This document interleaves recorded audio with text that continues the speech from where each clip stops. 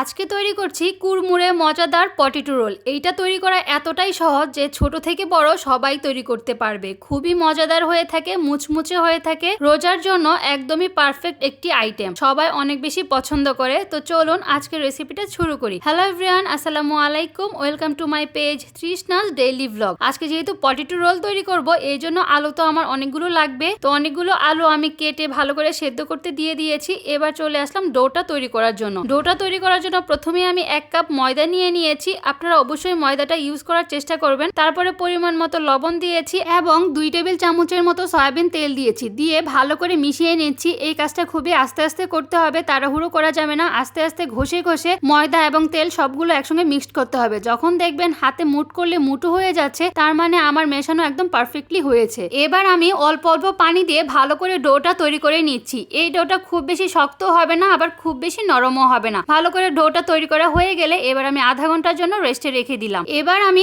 আলুর পুরটা রেডি করব। এর জন্য আলুর ছিলকাগুলো ছিলে ভালো করে একটা কাঁটা চামচের সাহায্যে মেশ করে নিয়েছি। এবার সব ধরনের মশলাগুলো দিয়ে দিব। প্রথমে আমি 2 টেবিল চামচের মতো কর্নফ্লাওয়ার দিয়েছি। কর্নফ্লাওয়ার না থাকলে আপনারা চালের গুঁড়োও দিতে পারেন। তারপরে হাফ টেবিল চামচের মতো ধনিয়া গুঁড়ো, মরিচ গুঁড়ো, হলুদ গুঁড়ো এবং গরম মশলা গুঁড়ো দিয়েছি। পরিমাণ মতো লবণ এন্ড শেষে অবশ্যই জিরা গুঁড়ো দিবেন এবং সাথে একটু চাট মশলা দিবেন। চাট মশলা দিলে খেতে অনেক বেশি মজা হয়। তারপরে সবগুলো মশলা ভালো করে মিক্সড করে নিলেই আমার ভিতরে আলুর পুরটা একদম রেডি হয়ে যাবে। তারপর আমি আধা ঘন্টা আগে যে রেস্টে রেখে দিয়েছিলাম ডোটা, দেখেন কত সুন্দর সফট হয়ে গিয়েছে। এবার আমি 2টা ভাগ করে নিয়েছি। একটা ভাগে আমি এবার সুন্দর করে একটা বড় করে রুটি তৈরি করে নিব। রুটির মতো গোল করে একদম তৈরি করতে হবে। একদম বেশি পাতলাও হবে না আর একদম বেশি মোটাও হবে না। এই রোলটা আমাদের বাসায় সবাই অনেক বেশি পছন্দ করে। আমি তো মাঝে মাঝেই তৈরি করি আর বাচ্চারা আরো বেশি করে পছন্দ করে। আপনারা চাইলে ইফতারিতে এই আইটেমটা তৈরি করতে পারেন। আমার পিঁড়িটা যতটুকু বড় ছিল ততটুকু বড় করেই আমি এই রুটিটা তৈরি করে নিয়েছি। তো মাঝখানে জায়গাটা একটু ফাঁকা রাখতে হবে, এই জন্য আমি একটা কাপ দিয়ে দিয়েছি গোল। আপনারা চাইলে গোল টাইপের অন্য কিছু ব্যবহার করতে পারেন। তারপরে সাইড দিয়ে আমি প্যালেট নাইফের সাহায্যে ওই আলুর পুরটা লাগিয়ে নিচ্ছি।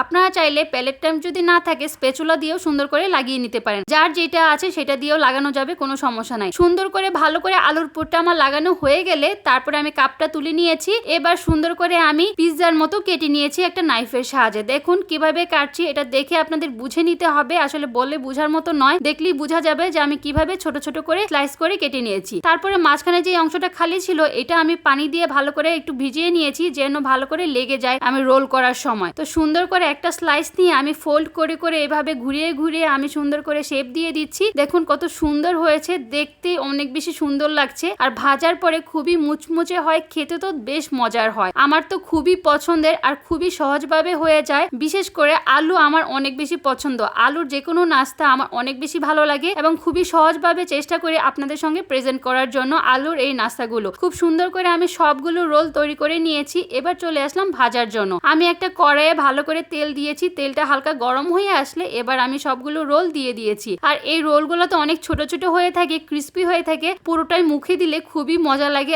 আপনারা একবার যদি বাসায় তৈরি না করেন একদমই বিশ্বাস করতে পারবেন না। আমি যখন এটা তৈরি করছিলাম তখন তো আমি রোজা ছিলাম আর এটার এত সুন্দর ফ্লেভার বের হচ্ছিল, সবাই বলছিল যে এখনই খেয়ে নি, এখনই খেয়ে নি। এত বেশি মজার হয়েছিল খেতে। আপনারা অবশ্যই বাসায় একবার হলেও তৈরি করবেন এই মজার নাস্তাটা। আলু দিয়ে এত মজার একটা নাস্তা তৈরি করা যায়, কেউ যদি একবার খায় একদমই বিশ্বাস করবে না যে এত মজার হয়। আর এত সুন্দর সুন্দর আমি এখানে মশলা দিয়েছিলাম, এত বেশি মজার হয়েছিল ভিতরের মশলাগুলোর কারণে, খুবই বেশি ভালো লেগেছে। এটা অনেকগুলো তৈরি করে আপনারা চাইলে ফ্রোজেন করেও রাখতে পারেন। একটা বক্সের মধ্যে রেখে ডিপ করে রেখে দিবেন, প্রায় 1 মাস পর্যন্ত সংরক্ষণ থাকবে। যখন ইচ্ছা হবে তখন জাস্ট ভেজে নিলেই হয়ে যাবে। তো আমিও এভাবে করেছিলাম, মাঝে মাঝে যখন ইচ্ছে করে তখন জাস্ট ফ্রিজ থেকে বের করে ভেজে নিলেই একদম রেডি হয়ে যায়। তো আজকের ভিডিওটা এই পর্যন্ত। কেমন হয়েছিল অবশ্যই কমেন্ট করে জানাবেন। আল্লাহ হাফেজ, সবাই ভালো থাকবেন।